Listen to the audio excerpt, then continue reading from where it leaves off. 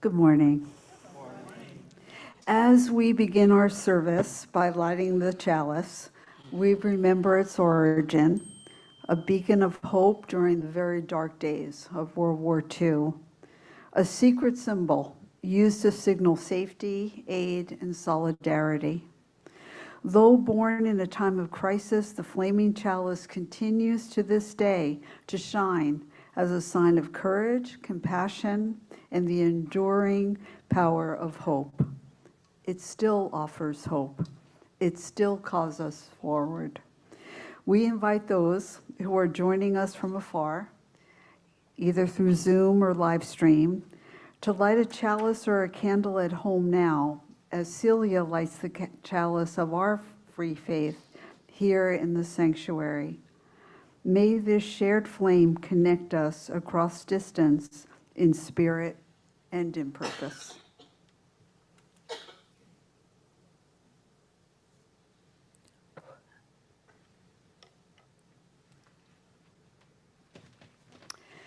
Our call to worship this morning comes from the Soul Matters team. Come, let us listen with new ears. Do you hear it? That voice, familiar, yet still afar? Less a longing, more a knowing, a whisper of something inside that seems to have known us longer than we have known it. Come, let us listen together and let us worship together. Good morning. Hi there, I'm Zach Spencer. I invite you all to rise in spirit or in body as we sing our opening hymn number 38, Morning Has Broken.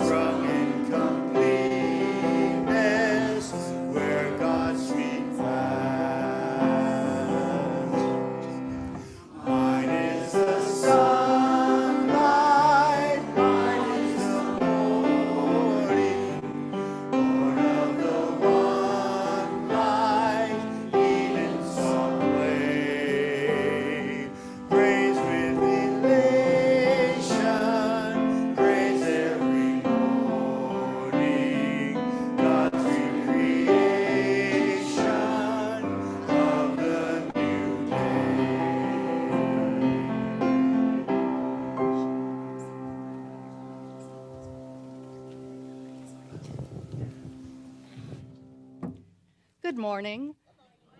My name is Lily Rappaport. I'm the Director of Family Ministry. And now is the time for all those young or young at heart to come join me up front for the story.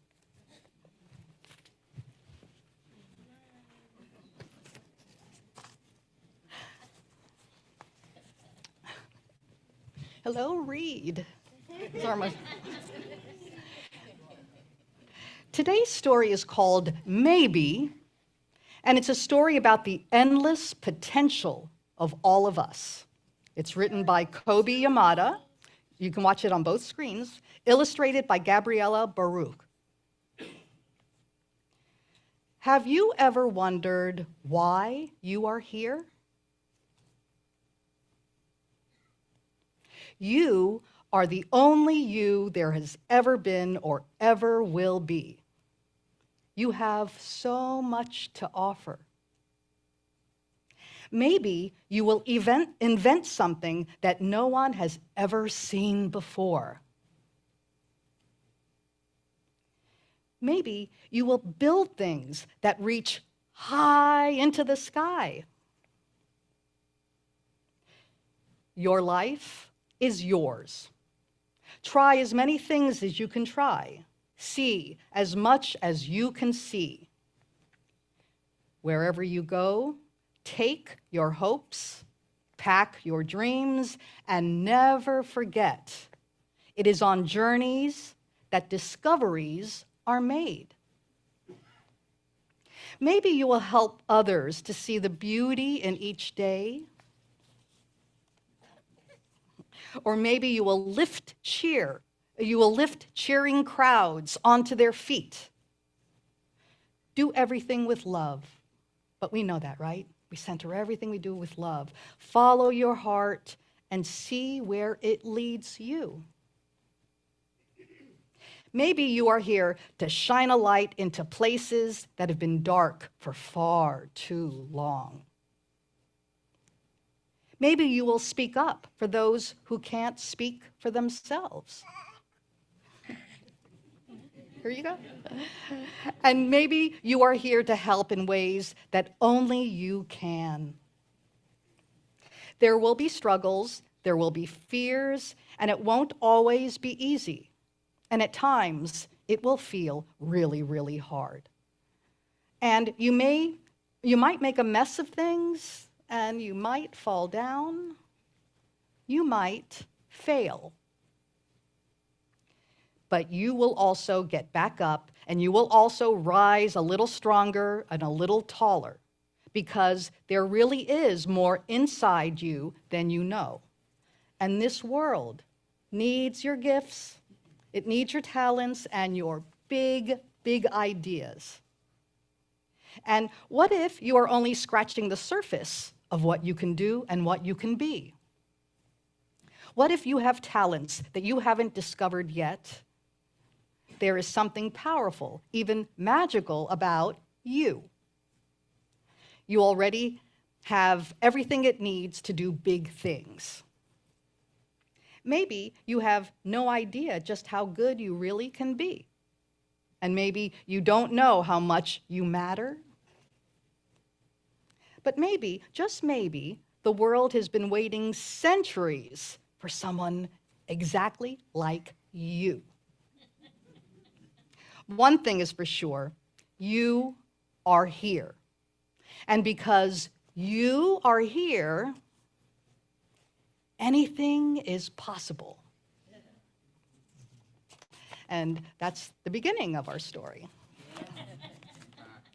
And now, if you would, rise in the center aisle and create a bridge for love as we sing the children to their classes.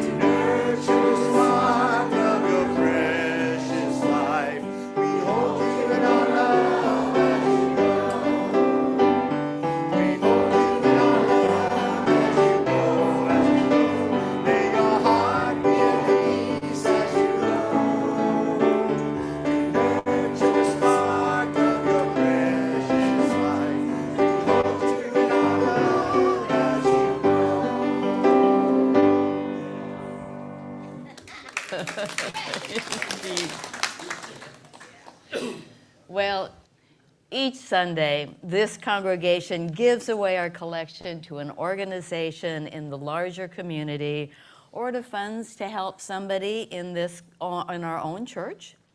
It is one of the amazing things that this church does, casting our vision and our love out beyond the walls of this sanctuary and the connections of this congregation to give hope and aid to those whom we may never know. Those at home have two ways to give: through the link that's posted in the chat or by texting from your phone the number on the screen. Folks, who are present in the sanctuary can also text to give, or you can still write a check or even give cash if you carry that with you anymore, and drop it in the box at the back of the sanctuary after the service. Our offering this week goes to Friends of the Field Workers, an organization committed to supporting, celebrating, and advocating for Ventura County farm workers. The group got its start in October 2013, responding to an Oxnard fire that destroyed the homes of dozens of families and left them to fend for themselves. Clothing, household items, furniture, toys, medical supplies, and books were all distributed so as many of the displaced and scattered families could be located. From its founding until its incorporation in 2015, Friends of the Field Workers operated as a subsidiary of the Abundant Table and received contributions of cash and goods that were distributed for families and relatives for fire victims. Friends of Field Workers Incorporated was recognized by the state of California in May of 2015 as a charitable organization, and the IRS granted it 501 status in November of 2015. Core programs of the organization include the funding of Laundry Love, free laundry services for families in El Rio and Oxnard, scholarships to field workers and their family members, and emergency funding to families enduring crisis situations such as illness, injury, and loss of housing. Given the raids of the farms happening these days, the services of this organization are more important than ever. So thank you so much for giving generously, as you always do.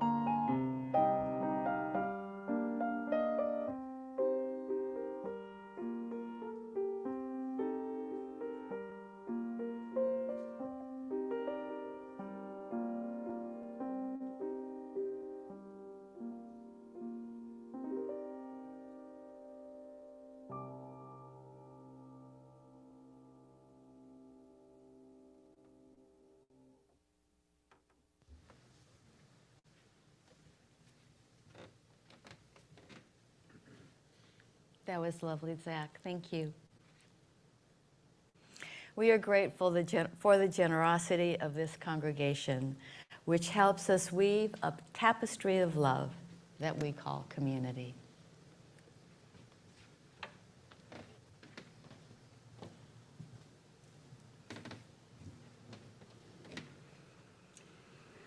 Each week, we pause to honor the rhythms of our lives, the joys that lift us, the sorrows that weigh on us, and the quiet milestones that sometimes pass unnoticed but are no less sacred. In sharing them, we are reminded that we do not walk alone. We place stones in water, each one a symbol of something held deep within. Each stone creates a ripple, touching the lives around us and moving outward in gentle waves throughout this beloved community. Together in joy and sorrow, we are held. May we feel those ripples, and may we hold one another with care. I invite you now to speak into the gathered community any names that you have holding in your heart, people who need the blessing of this community or the loving embrace that we all can give.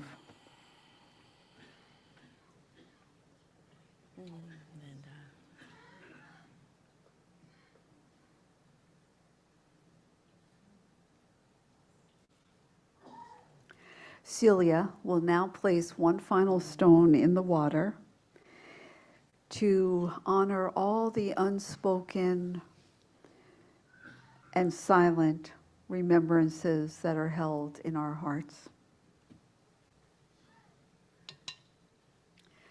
May we be truly grateful for all that is our lives.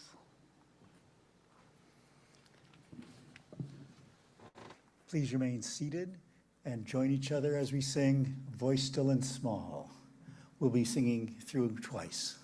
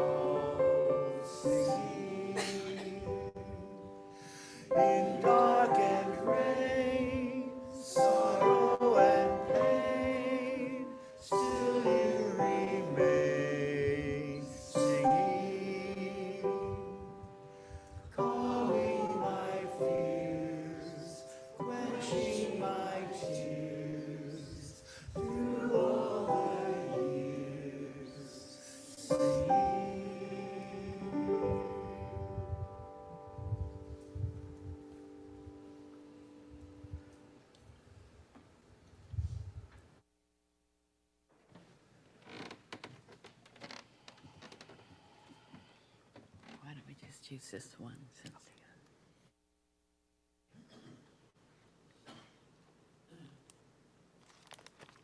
There we are. Our reading today is in two voices, Litany for Becoming by Reverend M. Jade Kaiser. To become is a lifelong process. Nothing is constant, not even the self.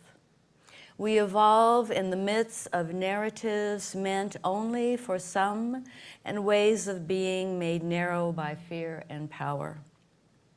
We must then have the courage to listen to the truth of our own lives, to the wisdom that comes from within, responding without resistance or need to control, but with welcome and curiosity. This is what ensures our becoming is an unfolding of our truest self. This lifelong labor cannot be carried out alone. It requires help from friends and lovers and family and creaturely companions who bear witness to what makes us come alive and say to us, listen, look, feel, pay attention to that. This is loving and being loved, telling the stories, sharing in the memories, giving thanks for the relationships, understandings, and experiences past that have shaped us to this day. This is what is loving and being loved. Celebrating new beginnings that excite, holding risks together, leaning into unknowns with the promises of support and companionship.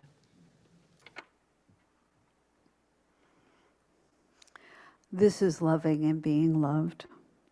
Listening to the future, calling uniquely to each of us in the midst of all of life's noise, helping one another find our place in the shared labor of collective life, supporting each other in what is the world's ache, asking for something of us.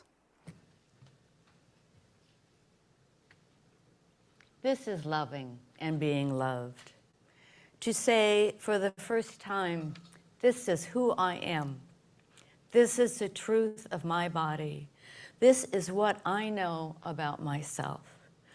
This is my name, and this is where my path is leading me.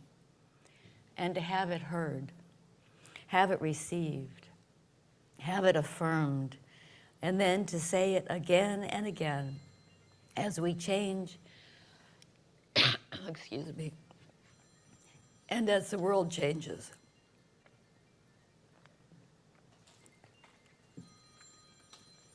This is loving and being loved. There is no me without you. We shape one another. The sacred that brought us together weaves our lives so that we can only find ourselves through shared becoming. For my journey and all its winding ways, for yours, for all the saints who labored for what is, all the kin whose lives made us possible, for all those yes to come, for whom living our truth today will mean breaking possibilities open for them tomorrow. We pause, we give thanks, we acknowledge. This is loving and being loved.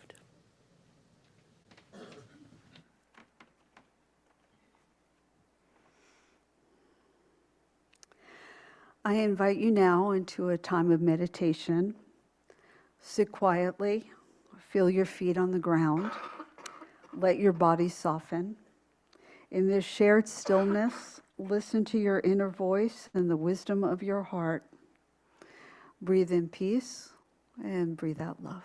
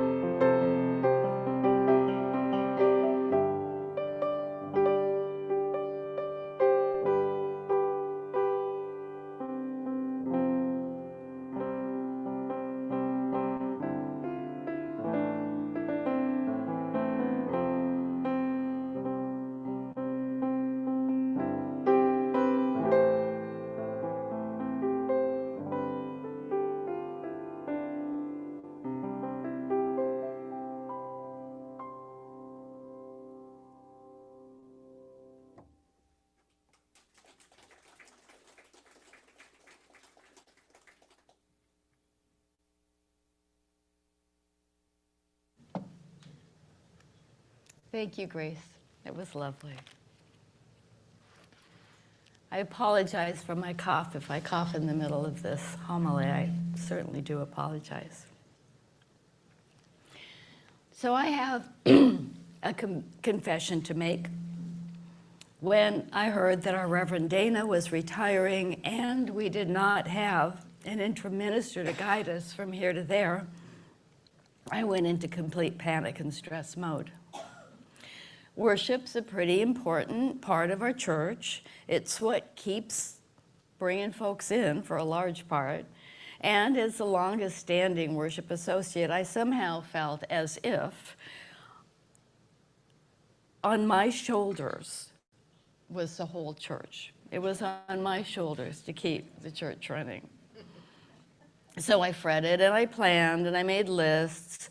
I even tried to pull the other worship associates into my way of making lists. They were kind, they were supportive, but they said, no, we like our way better. But I kept writing things down, hoping that somehow I could fill out the year. But then a voice came to me in my living room and it said, stop. You do not have to do it all, Celia. This church is in such capable hands with so many fabulous people working to keep it thriving. You need to let go and to listen and to trust. There is a group of wonderful ministers who have written homilies and offered their words to congregations who might be inspired to use them. The homily that I'm about to share jumped in and out at me right away. It was written by Dr. Reverend Sandra Fries, and it was as if she had been sitting on my shoulder for the whole week, waiting for me to pay attention to her. It lifted my life when I finally did. So I hope, if you will allow me to step out of this old, wrinkly, generally stressed, often unsure Celia skin, work with me here, into a smoother, younger, yet wiser and more serene skin and soul that has touched me. I will share her words. I hope she touches you as well. Know that the I statements, although they might resonate with me, are Reverend Sandra Fries' experiences, not mine.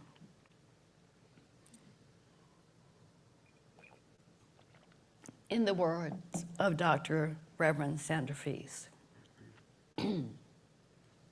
how many of you keep a to-do list? How many of you love your to-do list? Yeah? Do any of you hate your to-do list? Yeah. Okay. Who would feel really uncomfortable if I tried to take your to-do list away from you? Yeah. I used to love my to-do list.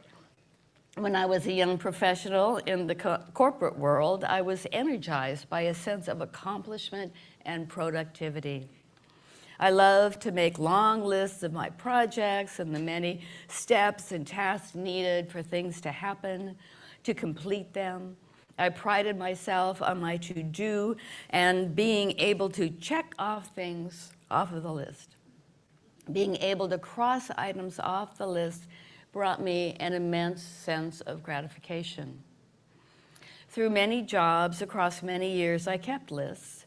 Then I wanted something else for myself, for my life, something that would connect for me at a deeper spiritual level. And so I entered the ministry. But I soon found that I carried over the practice of making to-do lists into the ministry. It's what I knew. I soon developed a love-hate relationship with my to-do list. It eventually became more of a hate relationship. Managing my list became another to-do, but an impossible one. It became far less fulfilling and far more burdensome. The other day I saw a cartoon that was on point for today's sermon. In it, there was a cat that was holding up a to-do list. The words to do were in big capital letters across the top of the list. And on the list were these items: nap, find sunbeam, nap, harass the dog, sleep. And then there was one of those bubble things over the cat's head, and inside the thought bubble are the cat's thoughts. The cat is thinking, that seems like a lot. Everything on my list seemed like a lot, too much. Maybe I needed more naps and sunbeams on the list, but what I found was that everything seemed to have some sense of urgency and importance, and yet so often items on the list would go up undone.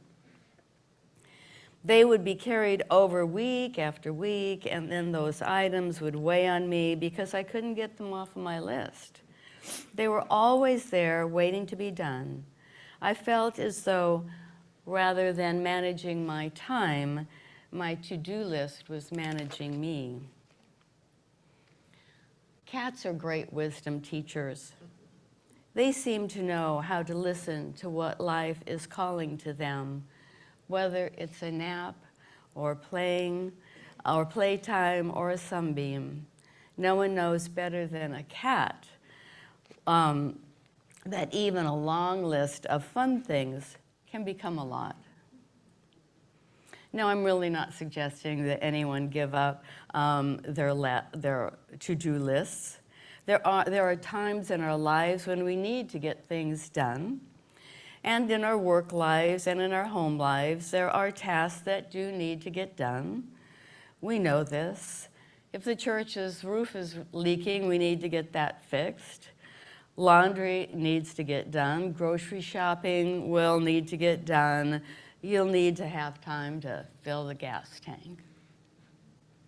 Lists can help us get things under control and manage anxiety. And there's something to be said about writing things down rather than having to try to retain them in our minds all the time. When we put it down on a piece of paper, that gives us the ability to use that energy for other purposes. So it's really okay to have lists.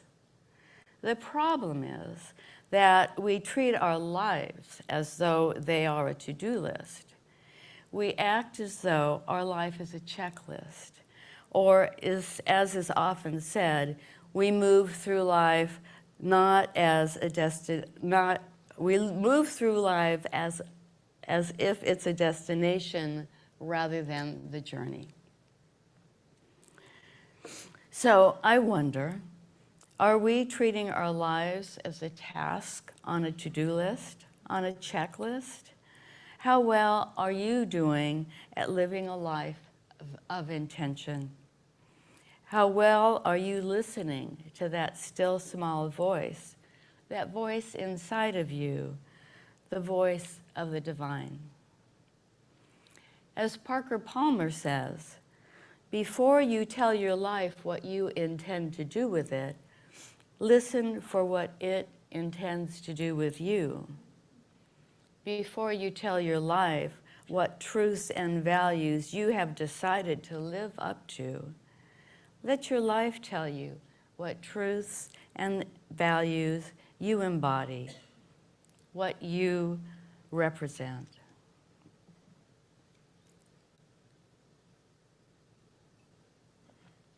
In the words of our reading, this means listening to the future, calling uniquely to each of us in the midst of all of life's noise.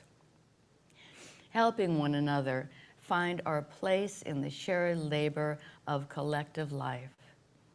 Supporting each other in what it is the world's ache is asking from us. This listening means paying attention to that inner wisdom that connects to us to ancient wisdom, to the beloved community, to the world's ache. Living with intention makes it possible to let go of some of our worries and strivings for self-improvement and the accompanying sense that we are not good enough, or that the only way to prove our worth is to keep busy, keep getting things done, to cross off items off of a long list of tasks. Living with intention holds the promise that we already have what we need. That what we need is already here in this room. In the words of our story, there is really more inside of you than you know. And this world needs your gifts and your talents and your big ideas. So it's interesting to think about this difference between being pulled and being pushed. I think of being pulled as being invited or being guided through to the spirit life. Being pulled is to be led led inward by our deepest truths and our discoveries and our values. Being pushed has more to do with exerting one's will on situations and trying to force things to happen. That can sometimes feel like a form of violence against our own spirits. There are so many stories about individuals who felt a deep yearning to be artists or philosophers or to go back to school, to quit their jobs, and the people around them tried to convince them to do something else, to be practical, to be successful, to make money. Our culture has a way of insisting that more money, more work, more is what is needed, that more will make everything better. There can be tremendous expectation, pressure and expectations to go, to accomplish, to do, to be the image of success that our culture has ingrained in us, to prove our own worth, to get things done, to feel a little exhausted. I feel a little exhausted just thinking about it, don't you? Spiritual teachers throughout the ages have been teaching us a different countercultural way of being. It's a process of slowing down, of being curious, of touching base with our most deeply held values. This is the stuff of religion. It's the stuff of being a you. My to-do lists didn't and don't help me know what my life intends to do with me, but listening does. Listening is what led me to become a Unitarian Universalist and to learn and to lean into our UU principles and values and sources. It's what pulls me into being a spiritual seeker of truth and wisdom and leads me to encourage others to be seekers. It's what invites me to notice experiences of mystery and wonder and to draw on reason and science to celebrate each spirituality, to be a person of conscience and compassion, to respect the worthiness of each other. Those things are not on my to-do list. These are not tasks on a list. They are a way of being. I want you to pause for a moment. What's on your to list for today, for the week? What are the first 5 items on your list? Maybe you're the cat, and what's on your list is to nap and harass the dog. Maybe your list includes taking out the garbage, making dinner, mowing the lawn, cleaning the bathroom. Imagine just taking that list and crumpling it into a ball and tossing it into the garbage. Now create a different list in your mind. What do you value most deeply? What 1 or 2 Unitarian Universalist values and principles are rising to the surface for you right now, in this moment? Maybe you value spending time with a child or grandchild and being really fully engaged. Maybe the life of the mind and spending time reading beautiful books is calling you. Maybe you have a passion for the natural world, which feeds your spirit. And maybe, like me, your top value is related to the concern about the fate of our planet. Maybe you are feeling called to build beloved community. Maybe you are being invited to make beautiful music or artwork that also promotes justice. Maybe you don't know what you need, and you need more time to listen. How might holding these one or two values help shape and reshape your day, your week, your life? It's okay to have a to-do list, but life is more than just a to-do list.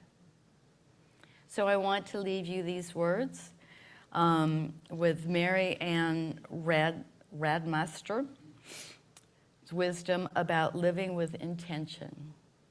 She writes, live with intention, walk to the edge, listen hard, practice well, play with abandon, and laugh. Choose with no regret, appreciate your friends, continue to learn, do what you love, live as if this is all there is. May it be so, and blessed be. We love you, Sylvia.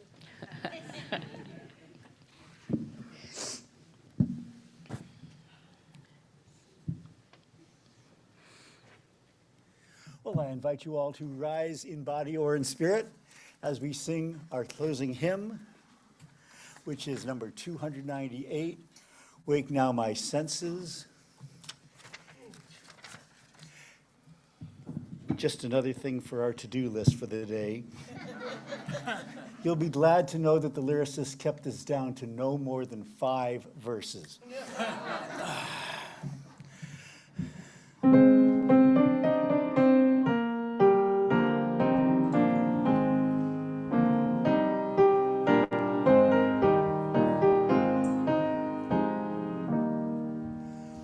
Wake now my senses and hear the earth call. Feel the deep power of being in all. Keep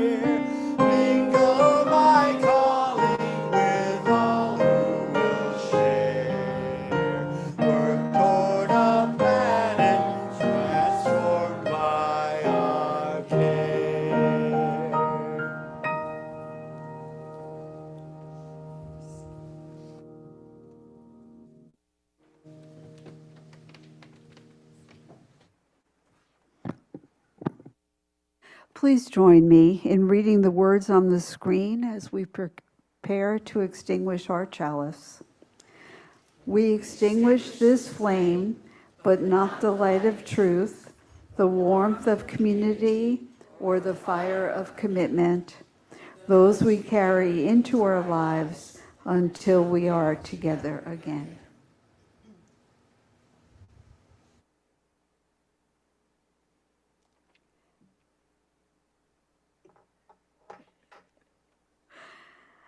Everyone here in the sanctuary today is warmly invited to join us after the service for coffee, tea, bagels, conversation in Berg Hall, our community room right through those doors. Just follow the crowd. Visitors and guests, please stop by our popular connecting table right through the double doors for a friendly chat. You'll find our welcome table nearby where a welcome team member will answer any questions you may have about our church or our denomination. As Celia said in the beginning, the second listening circle focusing on our budget challenges is today at 11:20 here in the sanctuary. The third and final listening circle will be held next Sunday after the service. This is another moment in our shared journey. Your presence, your voice, your participation really matters. Your voice isn't just welcome, it's needed. And remember, mark your calendars for our auction party, October 4th, Saturday evening. It's going to be big, and with this year's budget challenges, this event is more important than ever.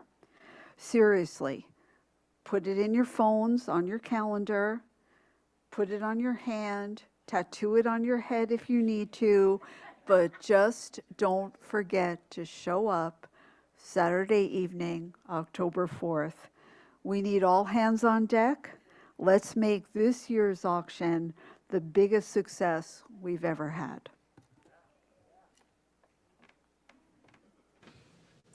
Woohoo, indeed. I leave you with these words from Reverend Scott Taylor. As we leave this space, may the bonds we feel remain. May the words of this day continue to guide and steady us as we make our way.